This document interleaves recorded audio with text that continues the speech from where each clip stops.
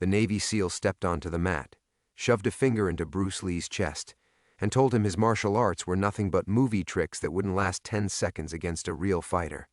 Bruce Lee didn't step back. He dropped his hands to his sides, looked the SEAL dead in the eyes, and told him to find out. What happened in the next 90 seconds would become underground martial arts legend, a story whispered about for decades. The fist came so fast the SEAL didn't even blink before it stopped 1 inch from his throat. Bruce Lee held it there, knuckles forward, arm locked, every tendon in his forearm visible, and the room full of 8 men went dead silent. What happened in the next 4 minutes inside that closed-door training room would become military legend, a story whispered about for decades by the small handful of men who were actually there to see it. Let me take you back. It's 1967. Bruce Lee is not yet famous. Not really. He's done the Green Hornet on TV, he's got a small martial arts school, he's training a few Hollywood actors. But to the general American public, he's still just a skinny Chinese guy who does kung fu on a campy superhero show. The wider world has no idea what he actually is, but certain people do. Certain circles are already buzzing. Word has gotten around military bases, especially on the West Coast, that there's a martial artist in Los Angeles who moves differently than anyone has ever seen. Not just fast, impossibly fast. The kind of fast that makes trained fighters question what they know about the human body. And that's the part that caused the problem. Get this. A mutual contact, a guy who trained with both military personnel and civilian martial artists, had been telling stories. He'd been running his mouth at a naval installation about Bruce Lee, about the 1-inch punch, about the speed, about how Lee could intercept any attack before it landed. And most of the guys on base nodded politely and moved on with their day. But one of them didn't nod. One of them took it personally. I'm going to call him Davis. That's not his real name. The men who were there never gave full names when they retold this story, and I'm going to respect that. What they did say is this. Davis was a Navy SEAL, 6'2", 220 pounds of functional, hard-earned, combat-tested muscle. He wasn't a gym rat. He was a guy who'd been in real engagements. He'd done hand-to-hand combatives training that would make a regular person vomit from the intensity alone. He'd grappled with men who were trying to kill him, not score points. And he had a very specific worldview that went something like this. No man under 160 pounds could handle a real fighter, period, full stop, end of conversation. He'd heard the stories about Bruce Lee and he laughed. Not behind anyone's back, right out in the open. He told the mutual contact, a guy I'll call Jensen, that he wanted to see it for himself, not a demonstration, not a seminar. He wanted to get in a room with Bruce Lee and find out what happened when someone who actually fights for a living puts hands on the little guy from television. Jensen tried to talk him out of it. He really did. He told Davis that Lee wasn't a performer, that the TV stuff was actually the worst representation of what he could do, that in person it was a completely different experience. Davis didn't care. He said, and this is a direct quote that multiple sources confirmed, "I want to see what he does when he can't choreograph it." Believe me, Jensen knew this was a bad idea, but he also knew Bruce Lee. And here's the thing about Lee that most people don't understand. Lee didn't duck challenges. He didn't run from confrontation. In fact, there was a part of him, a part he openly admitted to, that wanted to test himself against anyone who doubted what martial arts could do, especially someone from a combat background. Lee was obsessed with reality. He didn't care about forms or tradition or looking pretty. He wanted to know what actually worked when someone was genuinely trying to hurt you.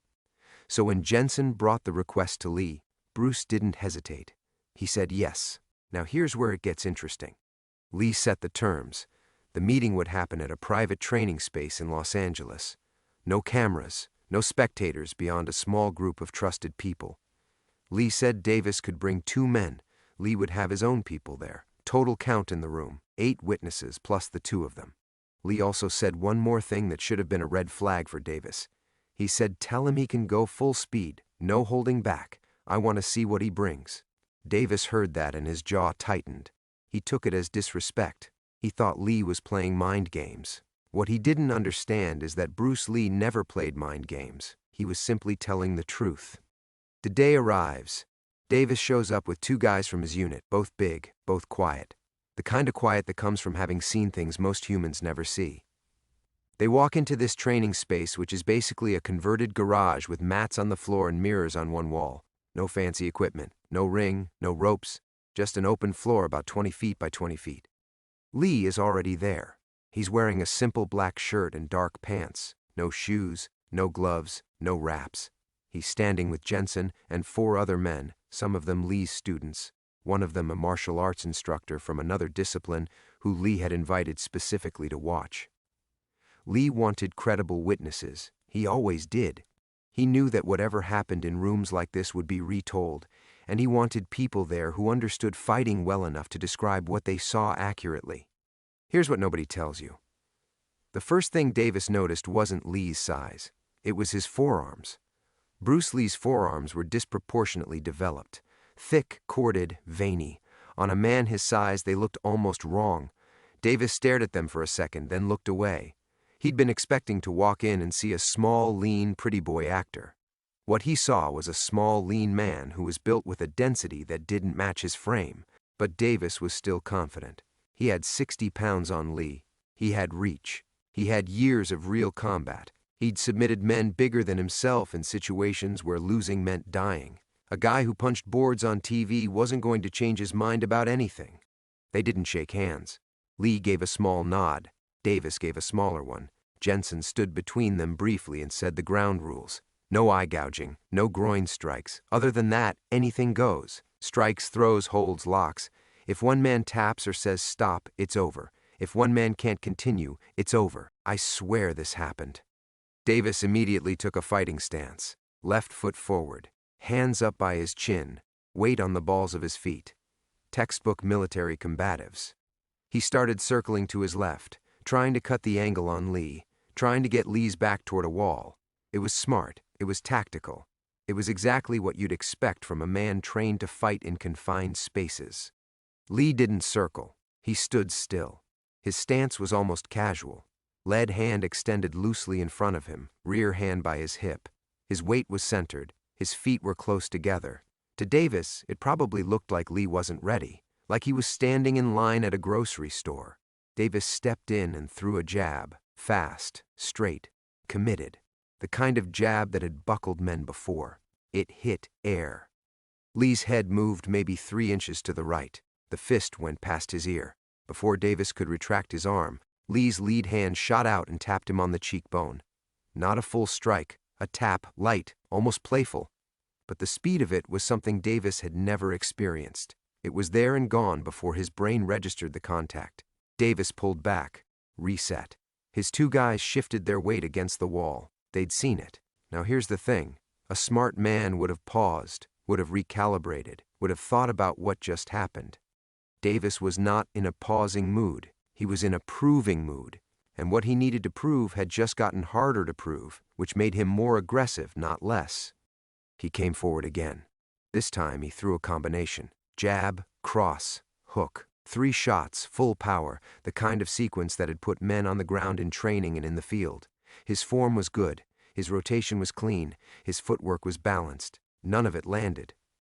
Lee slipped the jab by moving his head. He parried the cross with his lead hand, redirecting it past his shoulder.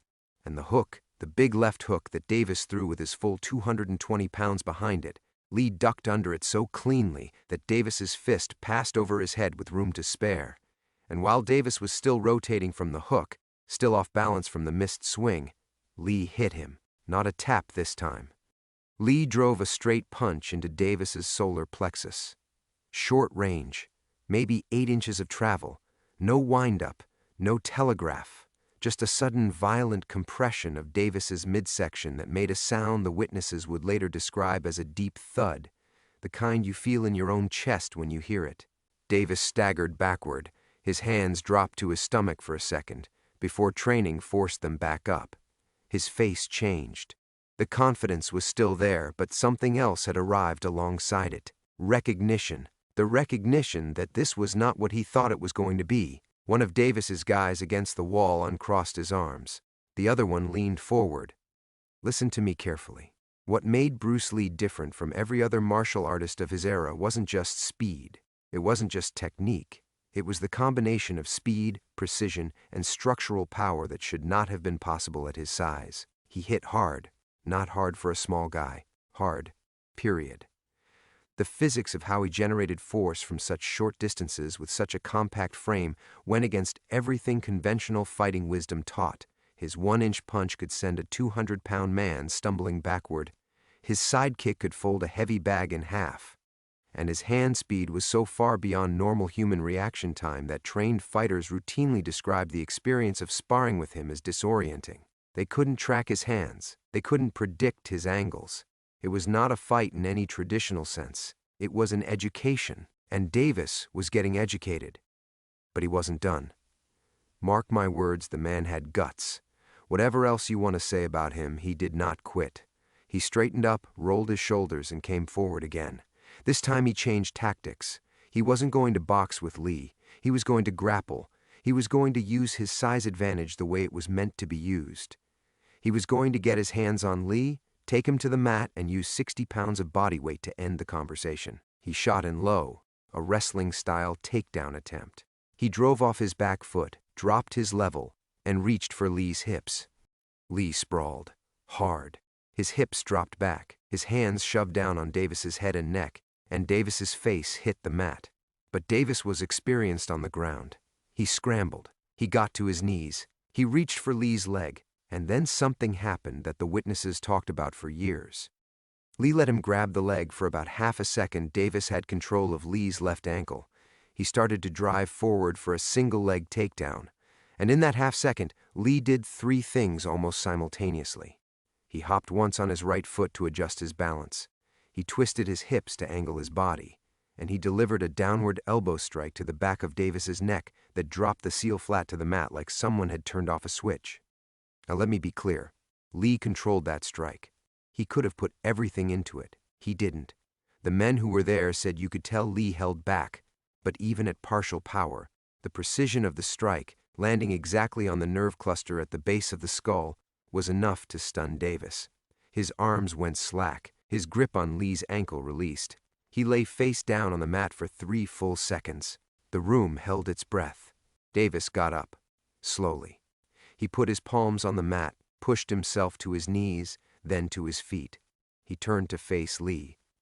And here's the moment that separates this story from every other Bruce Lee challenge match story you've ever heard.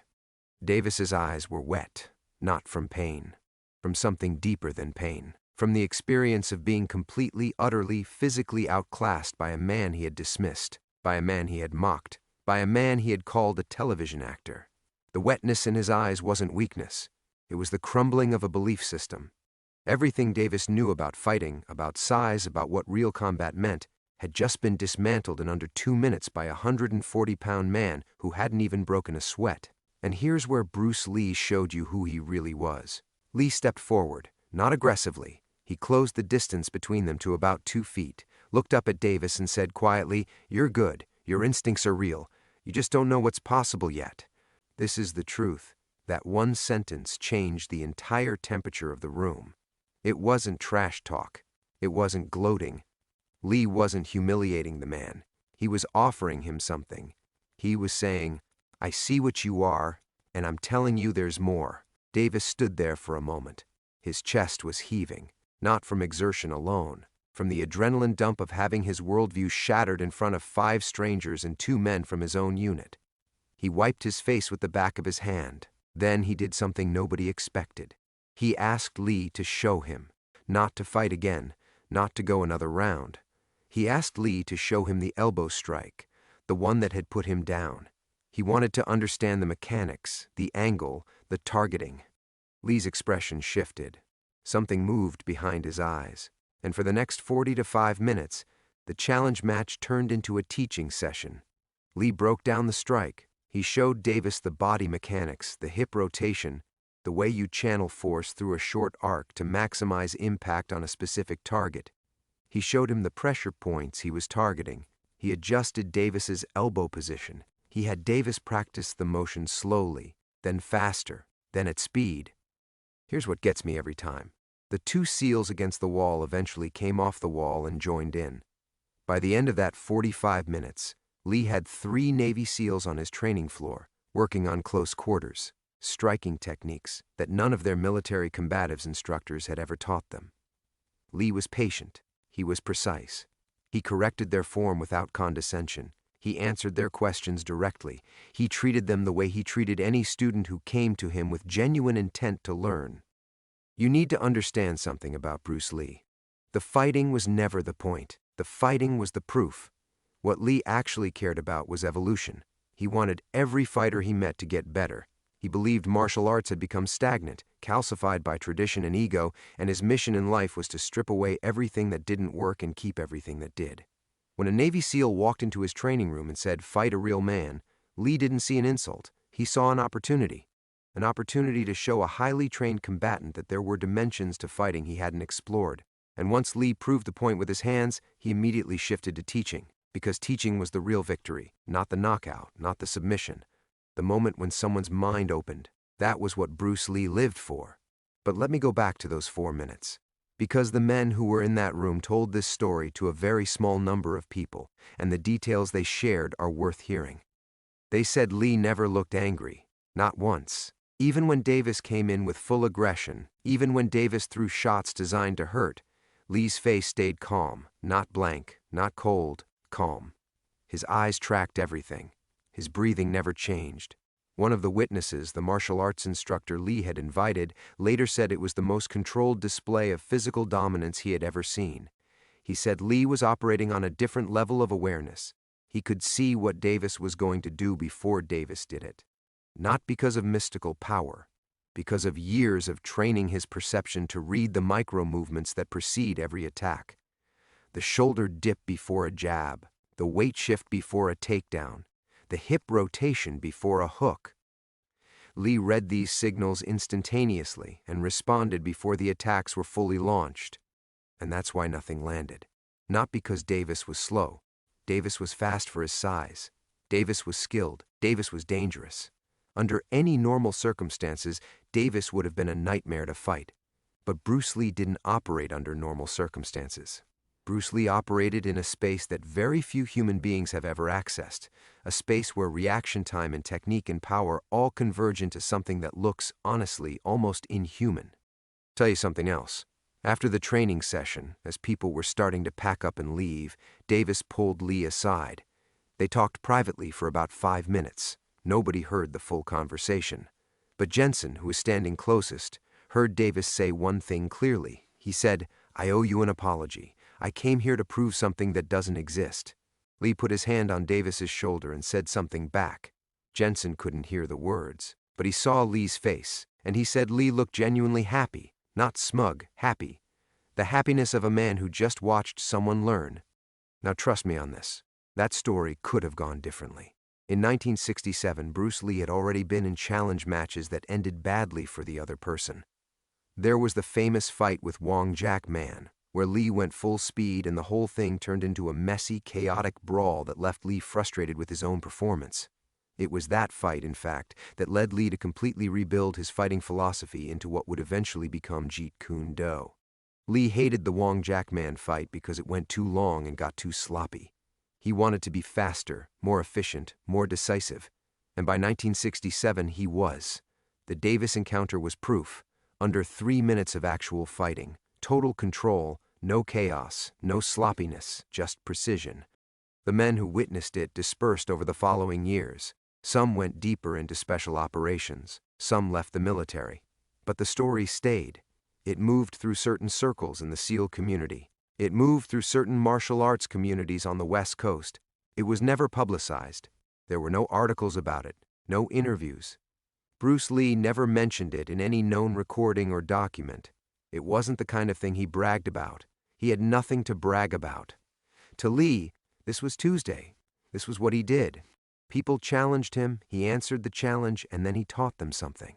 But for the 8 men who were in that room, it was something else entirely. One of Lee's students who was present later told a small group that the thing he remembers most isn't the fighting. It's the sound of Lee's punch hitting Davis's solar plexus. He said he'd trained with Lee hundreds of times. He'd held pads for Lee. He'd seen Lee hit things. But hearing that punch land on a human body, on a big, muscled, combat-hardened human body, and seeing that body fold from a strike that traveled less than a foot, that was the moment he understood that his teacher was operating on a plane he would never fully reach. Not because he wasn't dedicated, because what Lee had was so rare, so far beyond the normal distribution of human athletic ability, that witnessing it up close was more like watching a natural phenomenon than a fight. You know what the crazy part is? Lee was only 27 years old when this happened. 27. He hadn't even made Enter the Dragon yet. He hadn't become the global icon. He was still in the process of building his philosophy, refining his techniques, pushing his body to limits that would unfortunately contribute to his death just 6 years later. The Bruce Lee who stood in that training room in 1967 was not even the final version. He was still evolving, still getting faster, still getting more precise. The idea that he was already this dominant at 27 and would continue to improve for the next 6 years before his death at 32 tells you something about the trajectory he was on. If Bruce Lee had lived, if he'd made it to 40 to 50, if he'd had decades to continue developing Jeet Kune Do and training fighters, the entire landscape of combat sports might look different today. His influence already changed everything. He influenced the creation of mixed martial arts. He influenced how special forces units around the world train in hand-to-hand combat. His philosophy of absorbing what is useful and discarding what is not became the foundational principle of modern fighting. And he did all of that in a career that lasted effectively about 15 years. Can you imagine what he would have done with 40? But this story isn't about what might have been. This story is about what was. About one room, 8 witnesses, a SEAL who thought size determined everything, and a 140-pound man who proved in under 3 minutes that it didn't. The decisive moment wasn't the punch to the solar plexus. It wasn't the elbow to the neck. It was the moment Davis asked Lee to teach him. That was the real knockout. That was the moment the entire premise of the confrontation collapsed. Davis walked in believing one thing. He walked out believing something completely different. And he walked out that way, not because Lee beat him, but because Lee respected him enough to show him why he lost. That's the part that gets left out of most Bruce Lee stories. People focus on the speed, the power, the flashy kicks and the 1-inch punch and the lightning hands. And all of that is real. All of that is documented. But the thing that made Bruce Lee a legend wasn't his body. It was his mind. It was his ability to see a man who had just been humiliated and, instead of savoring the humiliation, offer a hand and say, "Let me show you what you're missing." That's not a fighter. That's a teacher. And the greatest teacher who ever stepped on a mat. If this story gave you chills, if it changed the way you think about Bruce Lee or about what a real fighter looks like, hit subscribe. I tell stories like this every week.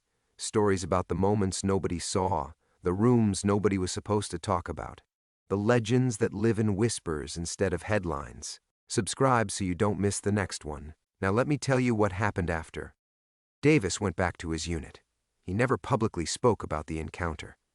But his training changed. The men who served with him over the following years noticed it. He started incorporating techniques that didn't come from any military manual. Short-range elbows, trapping hands, angular footwork that didn't match standard combatives doctrine. When guys asked where he picked it up, he'd just say, "A guy in LA." He never said Lee's name, not once, but the people who knew the story knew exactly who the guy in LA was. Jensen stayed in contact with Lee for several years. He attended training sessions. He brought other military personnel to meet Lee. He became one of the informal bridges between Bruce Lee and the special operations community, a connection that most people don't know existed. Lee trained several military and law enforcement figures throughout the late 1960s and early 1970s. He didn't advertise it. He didn't need to. Word of mouth in those communities was more powerful than any advertisement. Here's what sticks with me. When Bruce Lee died on July 20th, 1973, Jensen called Davis. Davis didn't say much. He was quiet for a long time on the phone. Then he said 8 words that, for my money, sum up this entire story better than anything I could write. The world doesn't know what it just lost. He was right. The world didn't know. The world saw a movie star, a cultural icon, a man who could do incredible things on screen. But the 8 men in that room in 1967 saw something else. They saw the raw, unfiltered, untelevised reality of what Bruce Lee was. Not an actor who knew martial arts. A martial artist who happened to act. A man whose physical abilities were so far beyond the norm that a trained Navy SEAL, a man who fought for a living, couldn't land a single clean shot on him. A man who could end a fight in seconds and then spend an hour teaching his opponent how to be better.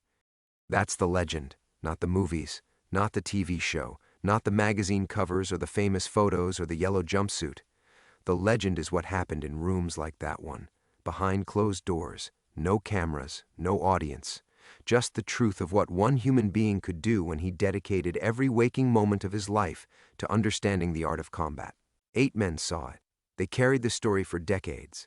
Some of them are gone now, but the story remains. And now you've heard it. Bruce Lee stood 5'7". He weighed 141 pounds. And in a closed room in 1967, when a Navy SEAL twice his size told him to fight a real man, Lee didn't argue. He didn't explain. He didn't posture. He stepped onto that mat and answered with his hands in a language so clear, so precise, so devastating that the SEAL walked out a different person. They always did. That was the effect Bruce Lee had on people. You walked into his world thinking you knew something about fighting. You walked out knowing you'd barely scratched the surface. And the beautiful thing, the thing that made him more than a fighter, more than an athlete, more than a movie star, was that he didn't leave you in the dark. He showed you the surface you hadn't scratched. He handed you the tools. He pointed you toward the light. You're good. Your instincts are real. You just don't know what's possible yet. 14 words, under 15. And they carry more weight than any punch he ever threw. That's the story of the Navy SEAL who mocked Bruce Lee. 8 men were in the room. Now millions know what they saw. And the legend, the one whispered about for decades, isn't about a fight. It's about the moment a warrior became a student, and a small man proved that real power has nothing to do with size.